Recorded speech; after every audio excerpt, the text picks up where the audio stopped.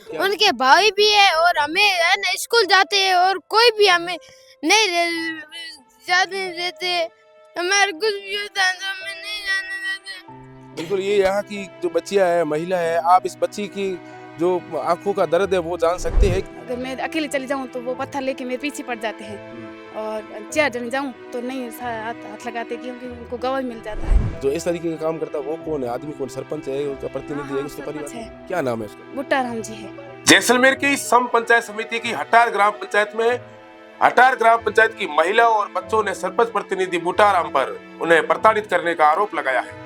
महिलाओं ने कहा है कि सरपंच प्रतिनिधि द्वारा उन्हें गांव में सरपंचाई की आड़ में कई वर्षों से परेशान किया जा रहा है। जब हमने इस ग्राम पंचायत के सरपंच प्रतिनिधि से बात करने का प्रयास किया तो उनका फोन स्विच ऑफ आया।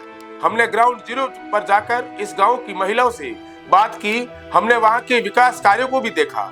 बड़ा भयावह मंजर तो तब देखने को मिला जब एक बालिका हमारे सामने बोलते बोलते रोना शुरू हो गई।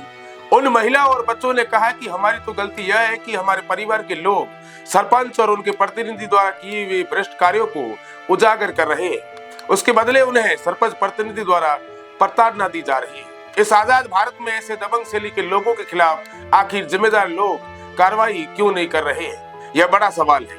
हमने जब ग्रेवल सड़कों, इंटरलॉकिंग सड़कों और तालाबों की जब स्थिति देखी तो वहां भारी मात्रा में भ्रष्टाचार देखने को मिला। आशा सहयोगिनी मंजू ने हमें बताया कि मुझे और मेरे पति को सरपंच द्वारा बार बार धमकाया जाता है। कई बार मंजू के पति के साथ मारपीट का भी मामला हो चुका है।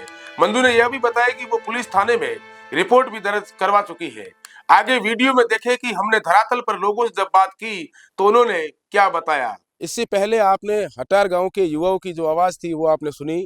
इस गांव के सरपंच पर ये आरोप लगा रहे हैं कि इन्हें ये प्रताड़ित कर रहे हैं। उसके साथ में ये लगातार पिछले काफी समय से भ्रष्टाचार में लगातार जो है वो लिप्तता दिखाते हुए नजर आ रहे हैं।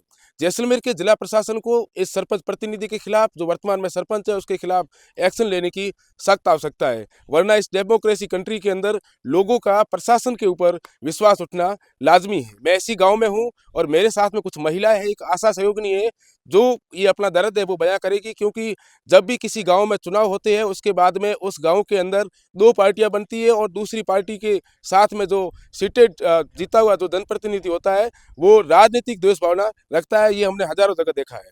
हमारे साथ में एक गांव की महिला है, उससे हम पूरा परिचय करेंगे और उसके बाद में हम इनसे ये भी जानने का प्रयास करेंगे कि आखिर ये सरपंच इनके साथ में इस तरीके से क्यों कर रहा है।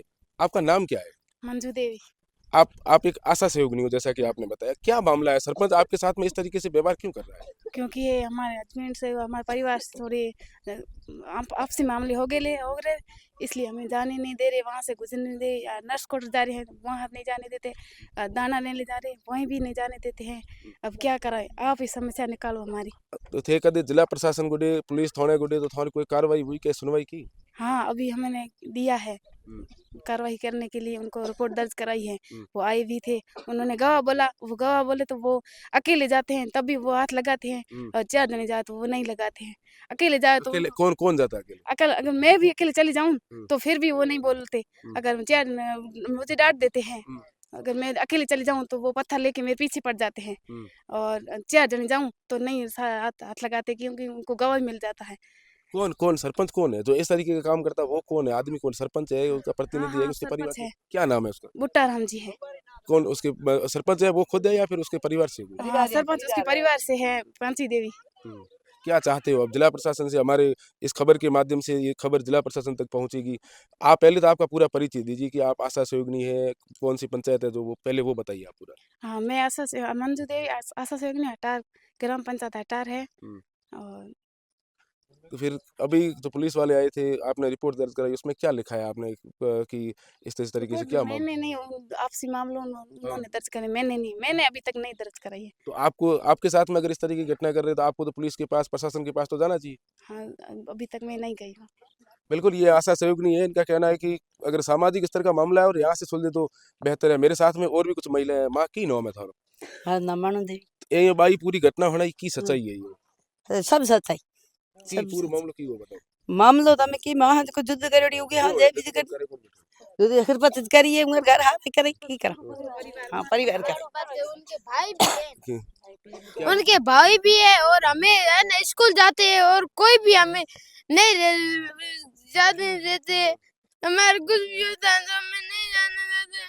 बिल्कुल, ये यहाँ की जो बच्चियां है, महिला है, आप इस बच्ची की जो आंखों का दर्द है वो जान सकते हैं कि यहाँ के जो सरपंच प्रतिनिधि है उनका यहाँ किस तरीके से जो ये कह सकते हैं एक तरह से, क्योंकि ये लोग आरोप लगा रहे हैं, हम इस बात की पुष्टि नहीं कर रहे हैं, लेकिन अगर ये बात बच्ची है वो इस तरीके से मायूस हो रही है तो निश्चित रूप से मैं और आप, अगर तीसरा आदमी अगर कोई वीडियो देख रहा है तो वो भी यकीन करेगा कि यहाँ का जो सरपंच प्रतिनिधि है उसका निश्चित रूप से आतंक है।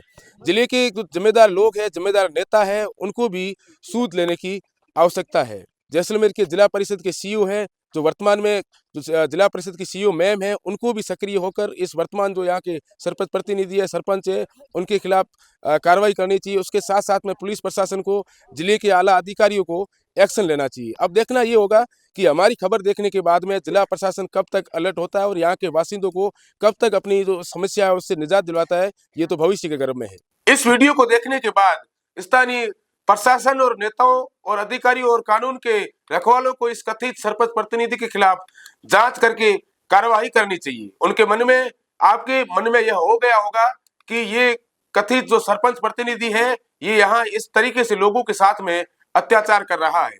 हालांकि इस बात को हम नहीं कह रहे हैं, ये वहां के गांव के जो लोग, जो महिलाएं हैं, जो बच्चे हैं, वो कह रहे हैं।